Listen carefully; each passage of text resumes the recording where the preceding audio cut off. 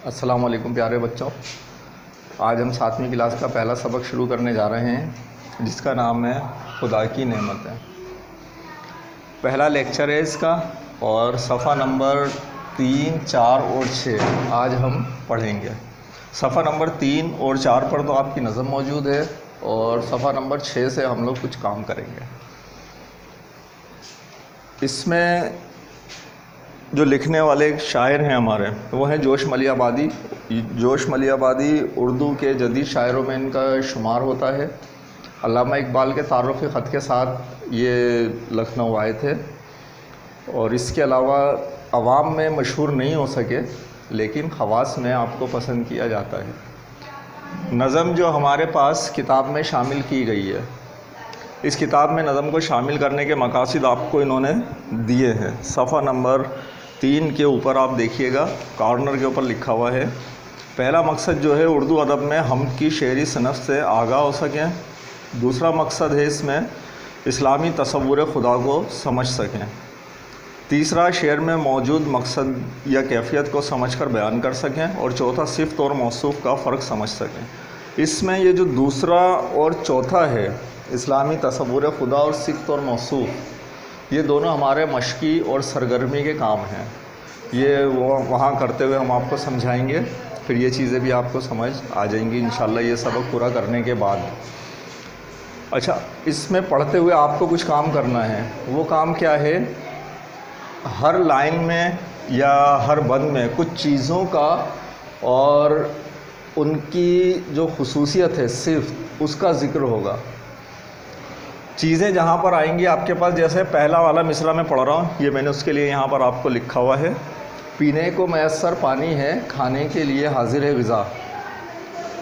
पानी पीने के लिए, तो पीने को मैसर पानी है। पानी जो है चीज़ है और पीना जो है उसकी क्या है? सिफ़त है। ऐसे ही ये जो ग़िज़ा है, ग़िज़ा चीज़ है और खाना जो है सिफ़त है। इसके नीचे देखें जिस तरीके से मैंने दोहरा ख़त, डबल ख़त खींचा हुआ है, डबल लाइन लगाई है। सिफ़त के नीचे आप दोहरा ख़त बिल्कुल ऐसे ही खींचेंगे और जो चीज़ है उसके नाम के नीचे सिंगल लाइन आप खींचेंगे। पेंसिल आप अपने पास रख लीजिए, सफ़ा नंबर 3 खोल लीजिए। हम लोग नज़म पढ़ रहे हैं। पीने को मैसर पानी है, खाने के लिए हाजिर है ग़िज़ा। तफरीक़ व सब्ज़ा जंगल का, सेहत की मुहाफ़िज़ साफ़ हवा। पोशिश के लिए मलबूज़ भी है, रहने को मकान भी सुथरा सा। और इसके सिवा क्या हाजत है, इंसाफ तो कर तू दिल में ज़रा। राहत के लिए जो सामा हैं वो कुदरत ने बहिम पहुँचाए हैं। ए बंदा ज़र फिर तेरी हवस ने पाँव ये क्यों फैलाए हैं। ये हमारा पहला बंद, नंबर भी इस पे लगे हुए हैं। दूसरा बंद पढ़ने से पहले इस पहले बंद को हम समझ लेते हैं। इसमें शायर ने हमें जो पैगाम दिया है, यानी कि आप इसे बोल लीजिए तशरीह।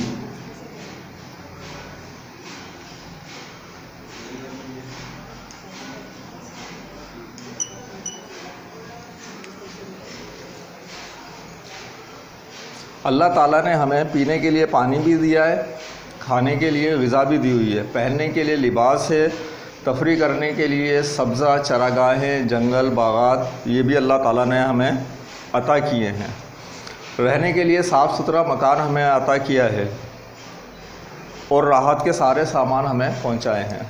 लेकिन इसके बावजूद भी हम अल्लाह ताला के उस दर्जे में शुक्रगुज़ार नहीं हो रहे जिस दर्जे में हमें इन तमाम नेमतों के बाद होना चाहिए। शायर हमें ये पैगाम दे रहे हैं अल्लाह ताला के इन तमाम नेमतों को गिनवा कर कि ज़रा इन नेमतों पर गौर कीजिए और अल्लाह ताला का शुक्र अदा कीजिए। ये सारी नेमतें हासिल होने के बावजूद आप अल्लाह ताला से शिकवा कुना क्यों हैं, अल्लाह ताला से शिकवा क्यों करते नज़र आ रहे हैं। दूसरा बंद देख लीजिए अब।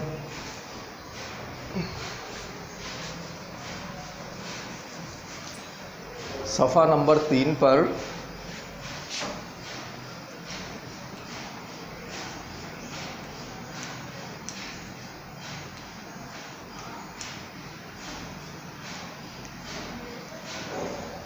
बंद नंबर 2।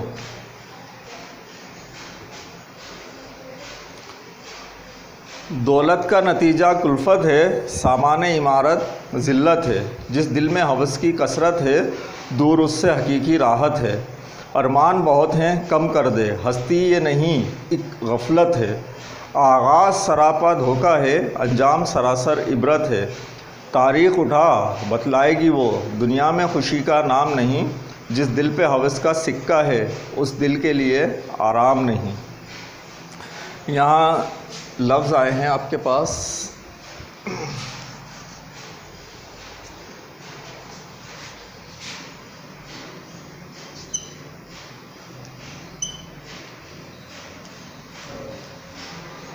कुल्फत आया है,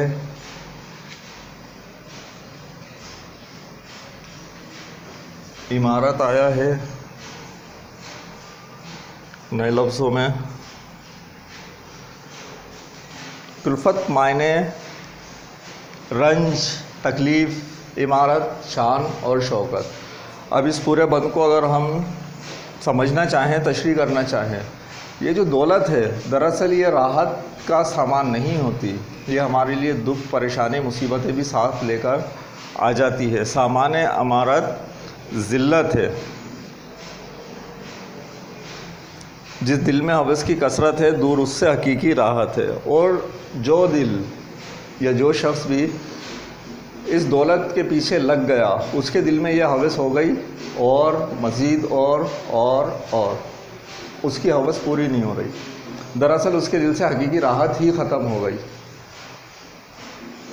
तारीख़ का ज़िक्र किया है, तारीख़ उठाया बतलाएगी वो क्या बतलाएगी कि जितने लोग बड़े बड़े शहंशाह भी अगर आप ले लें या मालदार लोग ले लें जो गुज़रे हैं, अगर उनके दिल में मज़ीद अपनी जायदाद को, अपनी पूरी जो उनकी रियासत है उसको अगर फैलाने की हवस हो गई, नेक काम और इस्लाम के फैलाने के लिए इसका ज़िक्र नहीं है। इसमें जो कह रहे हैं किस लिए, जो अपनी शान, शौकत और इमारत के लिए धुन में लग गया कि वो अपनी इस रियासत को फैलाएगा, उसके पास मज़ीद होना चाहिए, उसके दिल से हकीकी सुकून ही ख़त्म हो गया। वो बस इस धुन में ही लगा रहा, रात दिन काम करता रहा, रात दिन जंगे करता रहा। नतीजा क्या निकला, ऐसी धुन में अपनी ज़िंदगी आखिर कर गया। जो दौलत जमा की थी वो उसके कोई काम नहीं आई, उसे ख़र्च करने के लिए भी वो ख़ुद मौजूद नहीं रहा और इस दुनिया से चला गया। तो हकीकी राहत का यहाँ जो ज़िक्र किया है, इसका मकसद हकीकी राहत उस शख्स को मिलती है जो अल्लाह ताला के दिए हुए पर तवक्कल करता है। यहाँ इससे मुराद ये हरगिज़ नहीं है कि हम मज़ीद के लिए कोशिश ना करें, जी बिल्कुल कीजिए, लेकिन उसके लिए अपने आप को इस तकलीफ़ में ना डाल दीजिए कि अल्लाह ताला ने हमें दिया नहीं है, उसके पास इतना, हमारे पास क्या है। हमारे पास अगर हमारी अपनी ज़रूरत का सामान पूरा का पूरा मौजूद है और हमें उसमें कोई परेशानी नहीं है, तो दूसरे के पास कितना भी पैसा है वो भी उससे क्या करेगा, अपनी ज़रूरतें ही पूरी करेगा। अगर आपकी ज़रूरत पूरी हो रही है तो आपको इस चक्कर में अपना चैन और सुकून बर्बाद करने की कोई ज़रूरत नहीं है।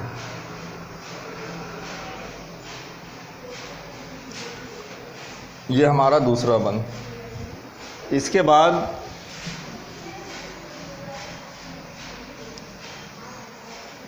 सफ़ा नंबर 4 और बंद नंबर 3। नया सफ़ा खोल लीजिए, पेज पलट लीजिए।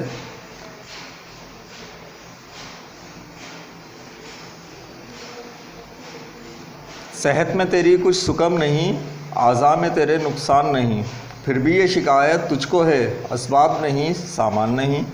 इनाम खुदा का मुनकर है, अल्लाह पे इत्मीनान नहीं, तो हिर्स व हवा का बंदा है, मजबूत तेरा ईमान नहीं। दुनिया की हुकूमत तेरी है, अपने को गदा क्यों कहता है, सामान फरागत हाजिर हैं, बेकार परेशान रहता है। अब शायर ने या फिर अल्लाह ताला की दी हुई नेमतों को हमें गिनवाया है। क्या, सेहत में तेरी कुछ सुकम नहीं, आज़ा में तेरे नुकसान नहीं। अल्लाह ताला ने हर शख्स की तरह तुझे भी 2 हाथ 2 पाँव, देखने के लिए आँखें, सूंघने के लिए नाक और जो आपके आज़ा हैं सब बिल्कुल ठीक ठीक दिए हैं, लेकिन उसके बावजूद भी तू अल्लाह ताला के इन इनामात का मुनकर है। अगर तुझे देखना है कि अल्लाह ताला ने तुझे क्या अता किया है, तो दुनिया में उस शख्स को देख ले जिसके पास किसी भी हादसे की वजह से कुदरती तौर पर पाँव से माजूर है, हाथ से माजूर है, वो लाखों रुपए करोड़ों रुपए भी खर्च कर कर हासिल नहीं कर सकता। अगर अमीर से अमीर शख्स है, उसका बच्चा जहनी तौर पर माजूर है, सोचने से कासिर है, अब वो लाख जतन कर ले, कितना भी पैसा हो, वो बच्चा ना उन चीज़ों से जो उसको उसके बाप ने या दौलत और जायदाद की सूरत में अता हुई हैं उसको दी हैं, वो उससे कोई फ़ायदा नहीं उठा सकता। कब तक? जब तक ये सारी चीज़ें ना हो। लाखों रुपए खर्च करके भी वो दिमागी सेहत हासिल करने से कासिर रहता है। जबकि अल्लाह ताला ने ये तमाम की तमाम चीज़ें हमें फ्री या तोहफ़े के तौर पर अता की हुई हैं, फिर भी हम उसकी दी हुई नेमतों का शुक्र नहीं करते और मुनकर नज़र आते हैं। इनाम खुदा का मुनकर है, अल्लाह पे इत्मीनान नहीं, तो इरसवा का बंदा है, मजबूत तेरा ईमान। तेरे ईमान की ये दरअसल कमज़ोरी है कि तू अल्लाह ताला का शुक्र अदा नहीं कर रहा, उसके इनाम का शुक्र अदा नहीं कर रहा, तेरा उस पर ईमान मजबूत नहीं है। अपने ईमान को चेक कर। ईमान क्या कि अल्लाह ताला ने जो जिसको दिया है, मेहनत है, मेहनत का नतीजा है उसके, यकीनन उसने बहुत सारे काम किए होंगे, इससे उसे मिला है। तू भी मेहनत कर, मेहनत से अपने जायज़ तरीके से हासिल कर, और जायज़ तरीके के बाद जितनी तुझे हासिल हो रही है अल्लाह ताला का शुक्र अदा कर। इसमें भी उसकी कोई ना कोई मसलहत होगी, या उसको जो ज़्यादा मिला है उसने यकीनन उससे ज़्यादा मेहनत की होगी। दुनिया की हुकूमत तेरी है, अपने को गदा क्यों कहता है, सामान फरागत हाजिर हैं, बेकार परेशान रहता है। सारे सामान अल्लाह ताला ने तुझे दी हुई है, वही जो एक अमीर शख्स को दी है, अल्लाह ताला की तरफ से सबको बराबर है। हवा चलती है, उस पर किसी की हुक्मरानी नहीं है। ऑक्सीजन जो हमारे दुनिया में फैली हुई है, अमीर और गरीब दोनों को बराबर ही मिलती है। इन सब पर बादशाही जितनी तेरी है उतनी एक अमीर शख्स की भी है, फिर भी अपने आप को गरीब क्यों जानता है। अल्लाह ताला का शुक्र अदा कर। इसके बाद हम पढ़ रहे हैं सफ़ा नंबर 4 पर, बंद नंबर 4।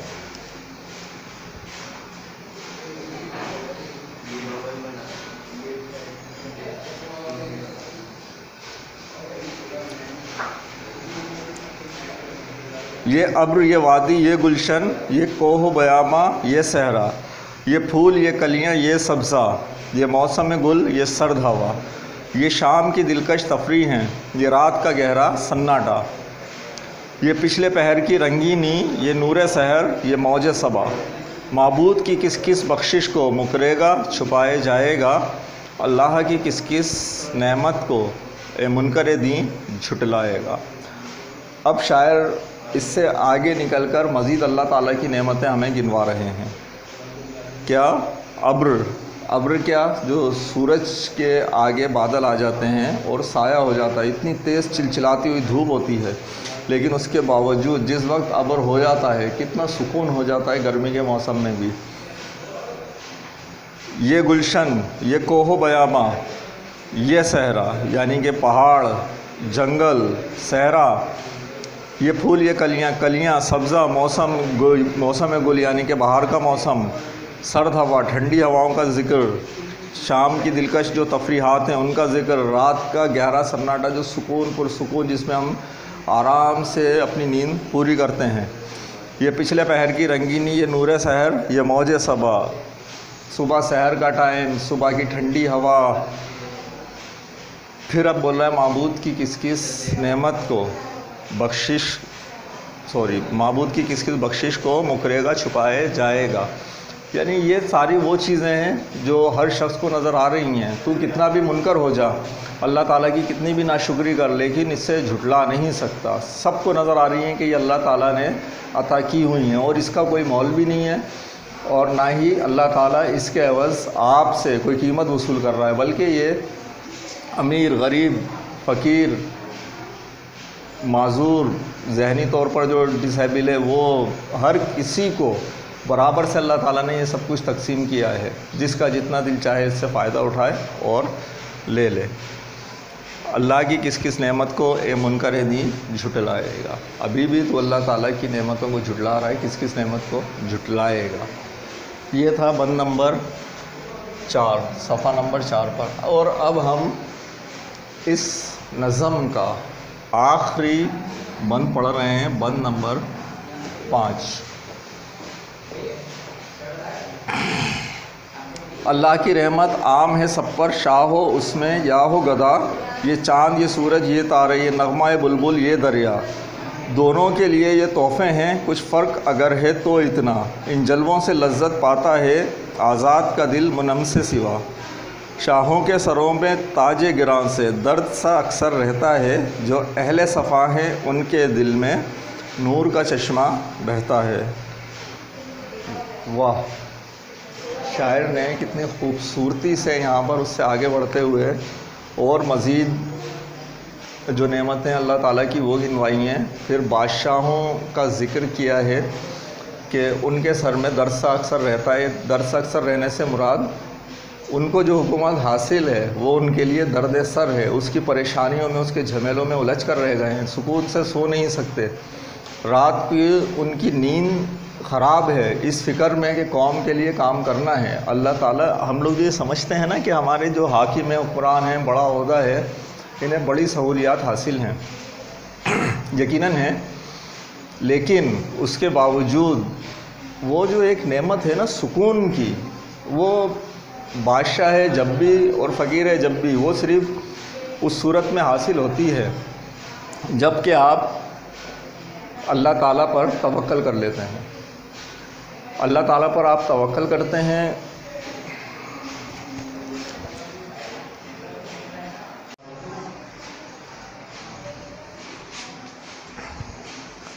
तो 5वां जो बंद है इसके अंदर जो शायर ने हमें पैगाम दिया है वो क्या है?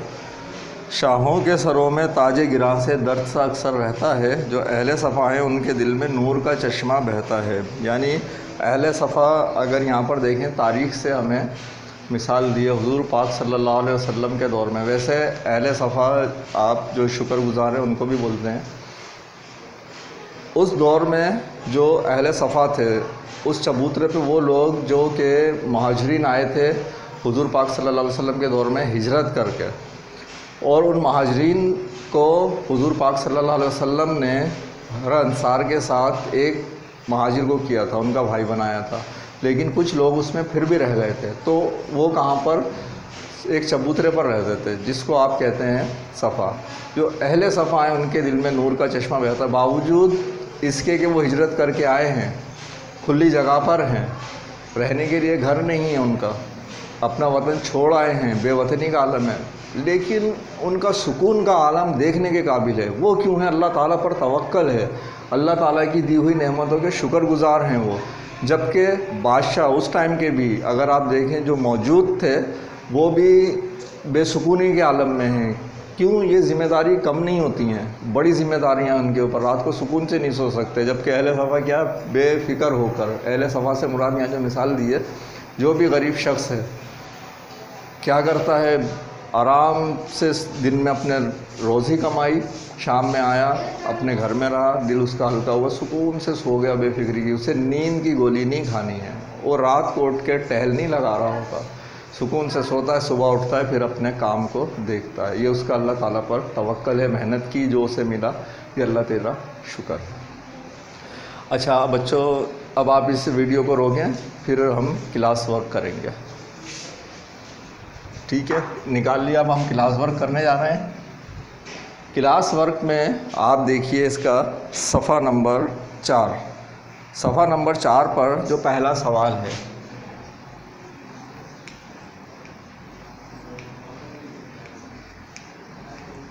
सवाल नंबर 1, इस नज़्म में शायर ने खुदा की जिन जिन नेमतों का ज़िक्र किया है उन्हें अपनी इबारत में बयान करो। इस नज़्म में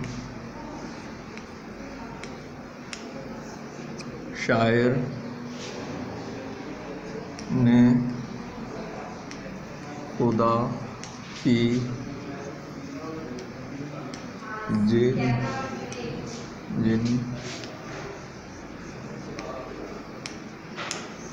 नेमतों का जिक्र किया है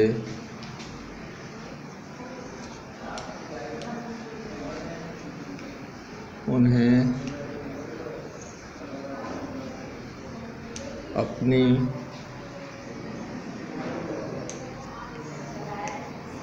इबारत में बयान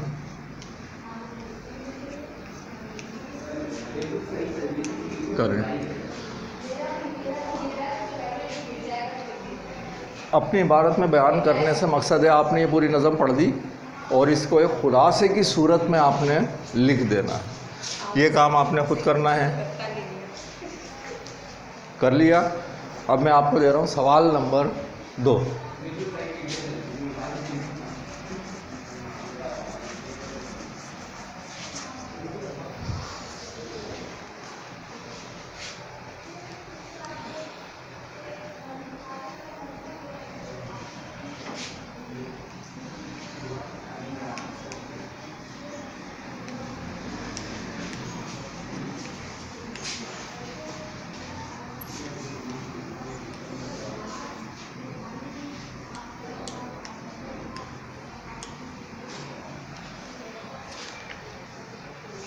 पाँव फैलाना और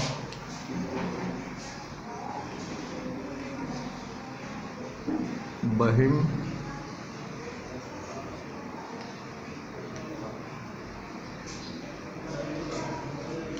पहुंचाना।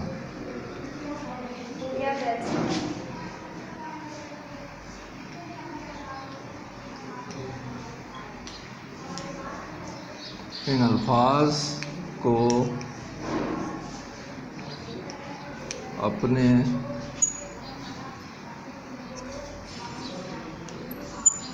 जुमलों में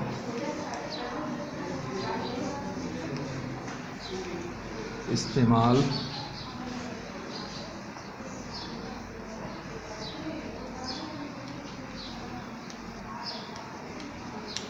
कीजिए। इन दोनों अल्फाज को आपने जुमलों में इस्तेमाल करना है। पाँव फैलाना तो सिंपल सा आपका लफ्ज़ है, बहिम पहुंचाना ये शायद इस लफ्ज़ की मैंने अलग से तशरीह ना की हो, इसके मायने ना बताए हों। बहिम पहुंचाना एक दूसरे के साथ अल्लाह ताला ने यानी कि एक चीज़ दी तो ऐसा नहीं किया उसके साथ दूसरी चीज़ कम कर दी, बल्कि सब चीज़ें ही जो दी हैं वो सबको दी हैं। ऐसा नहीं किया कि एक शख्स को एक दी, दूसरे शख्स को दूसरी, किसी को हवा दे दी, किसी को ऑक्सीजन, किसी को पानी और किसी को खाना। जी नहीं, जो चीज़ें हैं सब की सब अल्लाह ताला ने बग़ैर किसी तफरीक के हर शख्स को पहुँचाई हैं। इन दो जो बातों को अपने जुमलों में इस्तेमाल कीजिए। फटाफट 5 मिनट लें और इसे बनाएं, फिर हम तीसरा सवाल करते हैं। जी कर लिया आपने?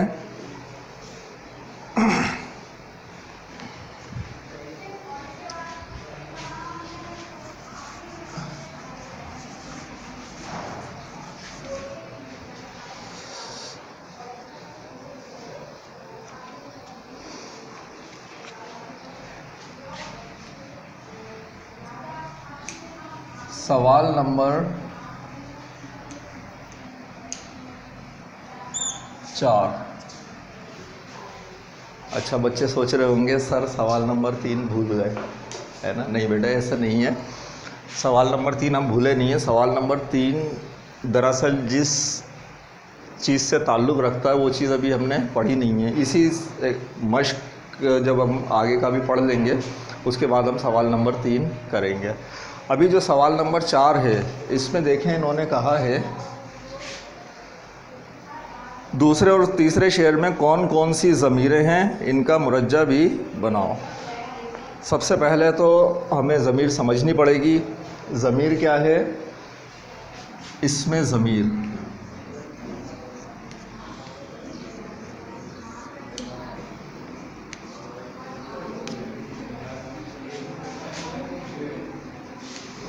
वो लफ्ज़ जो हम किसी नाम की जगह इस्तेमाल करते हैं।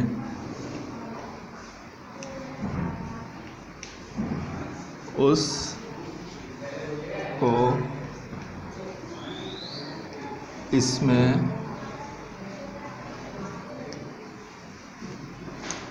ज़मीर कहते हैं।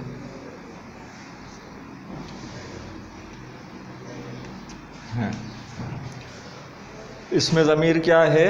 नाम की जगह जो लफ्ज़ हम इस्तेमाल करते हैं।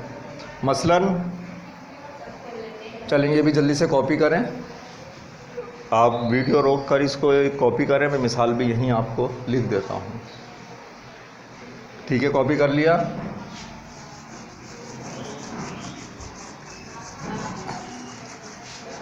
मसलन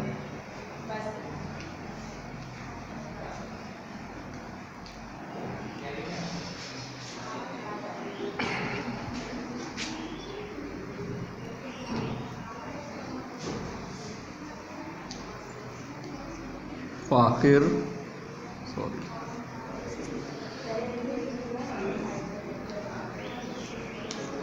क्रिकेट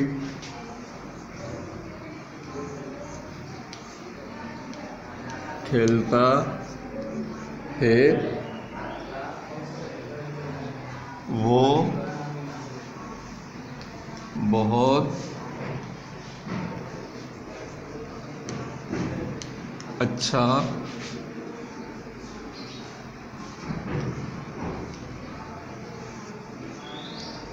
क्रिकेटर है। अब इसमें आप मिसाल देख लीजिए, फाखिर क्रिकेट खेलता है, वो बहुत अच्छा क्रिकेटर है। वो से मुराद क्या है? फाखिर क्रिकेट खेलता है, फाखिर बहुत अच्छा क्रिकेटर है। अब यहाँ पर ये जो लफ्ज़ आया है ना वो, ये जो वो है, ये दरअसल इसमें ज़मीर है, और यहाँ पर ये जो फाखिर है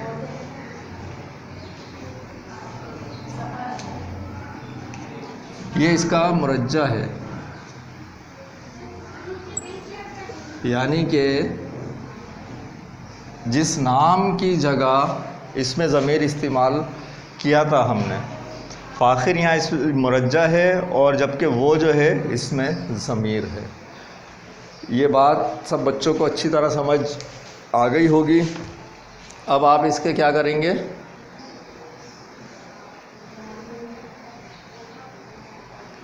ठीक है, अब यहाँ पर मैं सवाल नंबर 4 कॉपी कर दे रहा हूँ।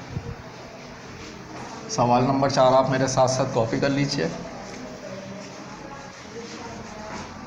सवाल नंबर 4 मैंने लिखा नहीं था, सिर्फ उसमें जो कुछ उन्होंने पूछा है उसके लिए ये समझाना ज़रूरी था। ठीक है,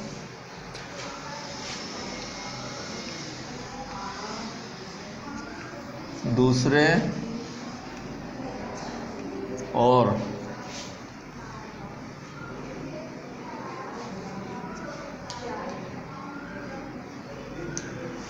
तीसरे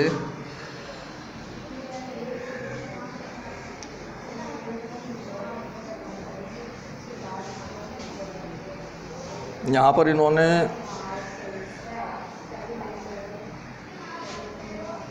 आप इसे बंद कर लीजिए, शेर लिखा हुआ है, तीसरे बंद में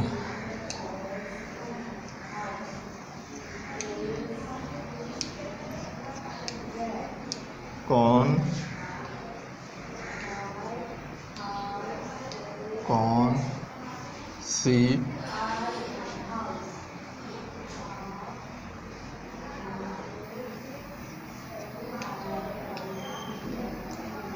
ज़मीरें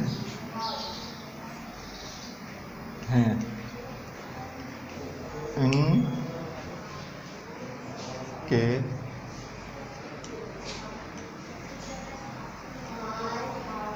माजरत चाहता हूँ।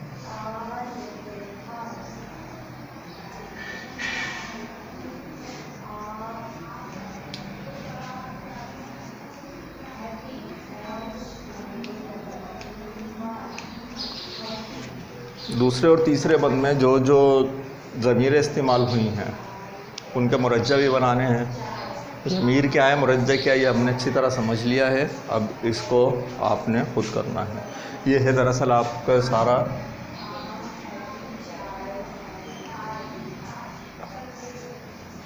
Class work. ये अच्छा, ये क्लास वर्क हो गया। अब हम होम वर्क लेने जा रहे हैं।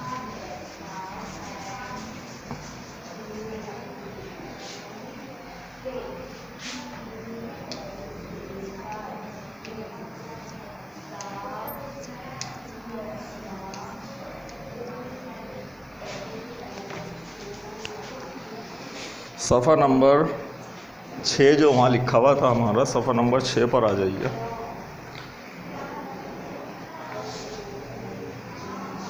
नज़म पढ़ते हुए आपने जिन अल्फाज के नीचे ख़त और दोहरे ख़त खींचे उनमें से कुछ मंदरजा झेल में मुनासिब कालमों में लिखिए। आपके पास सफ़ा नंबर 6 पर यहाँ कालम मौजूद है जहाँ पर लिखा हुआ नंबर, बंद नंबर, पहला बंद, दूसरा बंद, तीसरा, 5वें बंद तक आए हुए हैं। चीज़ और उसका इस्तेमाल, मकसद या उसकी जो कैफियत थी। तो जो चीज़ों के नाम आए हैं वो आप पहले वाले कॉलम में लिखेंगे। जो यहाँ पर दूसरा कॉलम है इस्तेमाल, मकसद, नतीजा, यहाँ पर दूसरे में उसकी जो कैफियत थी आप वो लिख देंगे। ठीक है। उसके बाद नीचे देखिए,